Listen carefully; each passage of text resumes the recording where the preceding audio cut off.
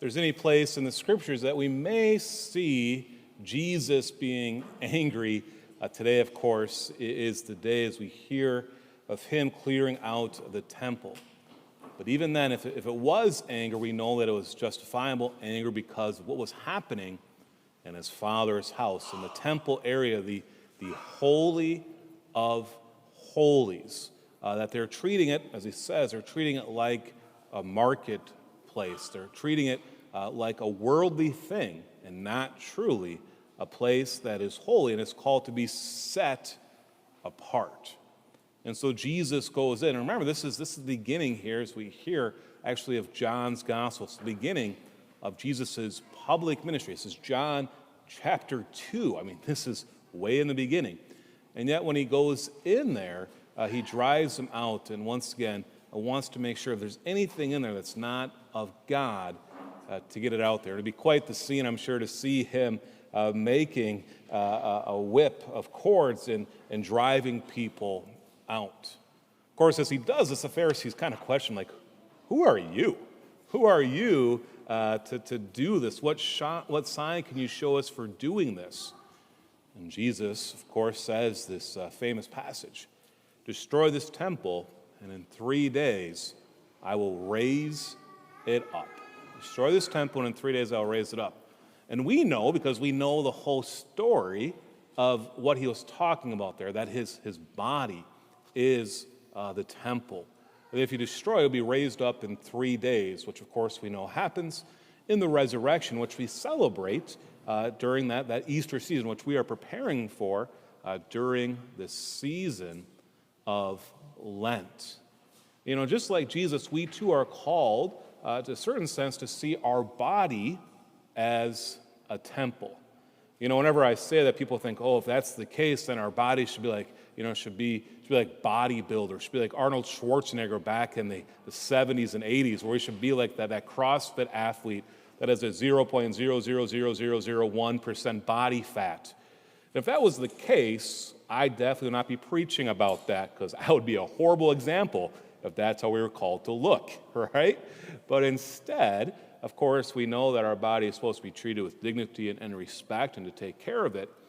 But instead of that, we also know that we're called to treat our soul as this temple as well, and to drive out of it anything that is not of the Lord, anything that is unclean, and to get rid of those worldly allurements. And what we call those worldly allurements a lot of times, or other things we give into, is sin.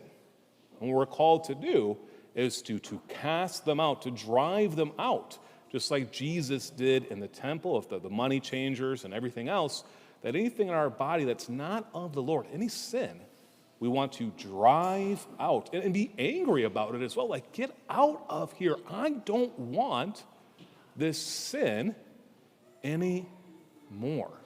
And to say to Satan, Satan, get behind me, and don't only get behind me, get out of here. Go to the abyss. Go down to the netherworld. Stay down there. I want nothing to do with you. And that's how we must treat sin, to not let it fester inside of us, not to let it take hold of us. And if we do fall in sin, especially any sort of serious sin, and if it's a mortal sin, to get to confession as soon as possible. Not to let it rot from inside of us and separate us from God. But of course, we know we're not called just to go to confession just when we have mortal sin, but we're called to go to confession often. And I want to use an analogy. Actually, I read about it from Matthew Kelly. I think we've all maybe heard of Matthew Kelly. If not, he wrote the book To Rediscover Catholicism. He has other books out there as well from Dynamic Catholic. It's a great organization. And one of those books, he used an analogy of confession, of kind of like getting your car washed, which I think is a good analogy, especially in this warmer weather now, as we all probably want to get our car washed for the first time since, October, November, or December. What happens when we go and get our car washed? Of course, as we're waiting in that 40-minute line, however long it takes, that quick trip or wherever else we get our car washed, what do? We start going through our car and start, ooh, this is trash here, this is trash here, this is trash here. We go through the car wash and we continue to clean out our car. We even vacuum up the car, and we find some strange things, right? We find bulletins from November of last year. We find coffee cups that... well, it's not coffee in there anymore, that's for sure, right? And if you have kids, you find goldfish everywhere, right? Thinking, how did the goldfish get in this power outlet? That just doesn't make sense, right? But we see this, and so what we need to do, of course, is clean it out. And as soon as we do that, we have a clean car on the outside and on the inside. As we drive away, what do? Well, maybe we see a puddle. We're like, oh, that puddle's not getting in my car today. So we swerve around, right? As we get home that night, we make sure to take the coffee cup inside with us. As we go home from church after getting a car wash as well, we say we're taking the bulletin and we're going to maybe read it inside the house as well, right? This is what we do. We take stuff out so we can keep it clean. But as the days go on, we start to lose some of that resolve. We don't avoid the puddle. We don't take the coffee cup with us. We leave the bulletin in the car, and we don't pick up the snacks that were left behind from our kids as well. And so next thing you know, 2-3 weeks later, or 4 or 5 weeks, or 2 or 3 months later, our car is filthy again. And what do we have to do? Go and wash it and clean it out. What happens when we go to confession? What happens when we go to confession is, hopefully before we can come inside the church, we've done this examination of conscience. We've gone to the Lord and say, okay, Lord, what sins do I have on my soul right now? And we examine. And we realize, okay, there might be some that are quite obvious. You know, I continue to fall in the sin of gossip. I continue to commit the sin of gluttony. I continue to, be judgmental. But there might be some other sins in there that maybe we don't even realize, and they're hiding somewhere deep inside of our soul. You know, and when that happens, when we can go that deep way, we look and say, oh, I want to bring that to the Lord so it's not festering inside of me. And so we go to confession. When we go to confession, we walk through those doors, immediately know we're going to receive this grace, this forgiveness, this mercy that God wants to give us. And as we leave confession, we have such a better opportunity to fight against that sin.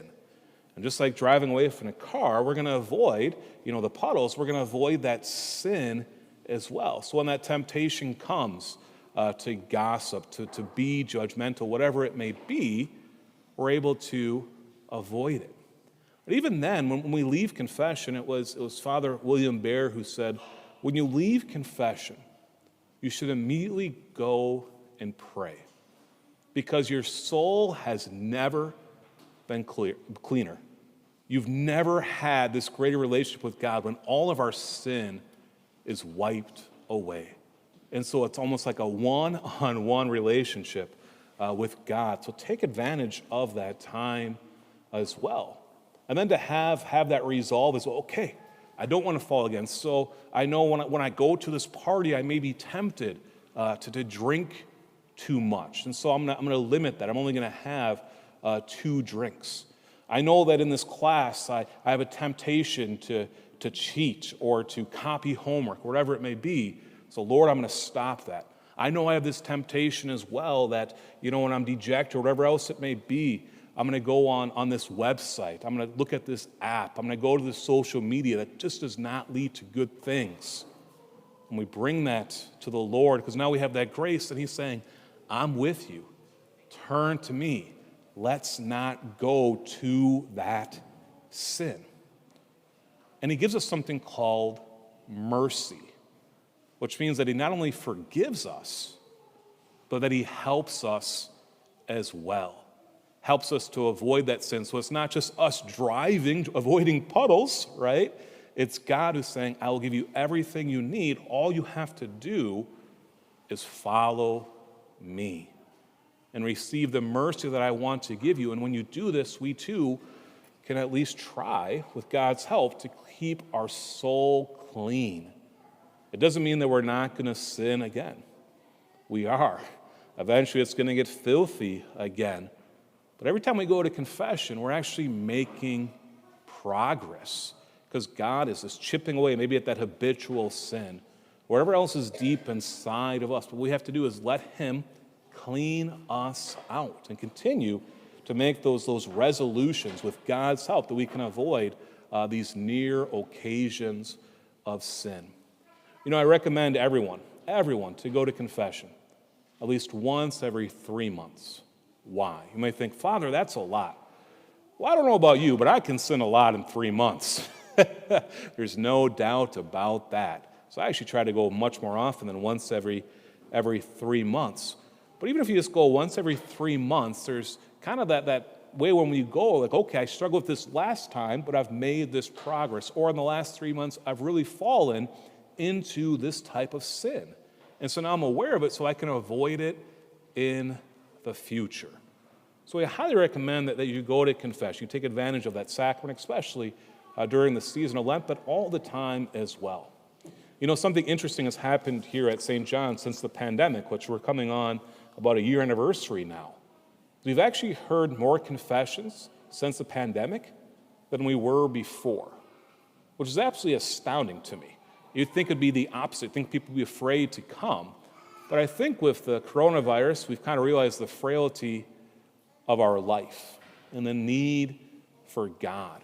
We also know that society is much more messed up in the past year as well. So what we want to do is go to the Lord and ask Him for help. So that's been a beautiful thing to see here at St. John's. And I encourage you to continue to go to confession. You can find the confession times in the bulletin. I do want to highlight that actually during Lent we've added more confession times. The first one that we've added is Wednesday evenings from 5 to 6 p.m. And I'll tell you, if you do not want to wait long in line for confession, come on a Wednesday evening. Let me tell you why. In the last 3 weeks, for 2 confessions during that time. So it's wide open. So if you want to come this Wednesday, maybe you can help me stay awake in the confessional as well. I'm always awake, so don't worry about that, right? But also this week on Saturday, we have a special occasion to go to confession. So I'll be hearing confessions from about 8:40 in the morning until 4:30 in the afternoon. So I'll be in there that whole time. I might take a break to go, get a cup of coffee or eat something real quick, but I'll be in the confessional to hear confession. So I strongly encourage you to come this upcoming Saturday, either during that time or as well you can come that evening during Exaltamus. We'll have confessions going on. I'll be hearing confessions. Father Peter Hughes will be hearing confessions, as will Archbishop Hebda. So if you ever want to go to confession to a bishop, this upcoming Saturday night is your opportunity to do so. And if you know Archbishop Hebda, he's a very generous man, a very charitable man, and I'm sure that he is a great confessor as well. So once again, I just encourage you to take advantage of that sacrament. Maybe you're thinking, Father, it's just not for me. I don't need confession. I just go one-on-one with the Lord, and that's good enough. Really? All right. We can look at scriptures and see that Jesus over and over again, at least a couple different times, gives the apostles the authority to forgive sins. Whatever is loosed, whatever is bound. Other part, maybe we're a little hesitant because, he can be saying, like, Father, it's been 20 years, 30 years, 40 years since my last confession. Or I know that there's a sin that I just can't overcome. Come to confession. Receive that grace, receive that mercy that God wants to give you. And you will experience that peace that you are longing for. And not only that, you'll receive the grace and the mercy that God wants to give you as well, so we can drive out those things in our soul that do not belong to God.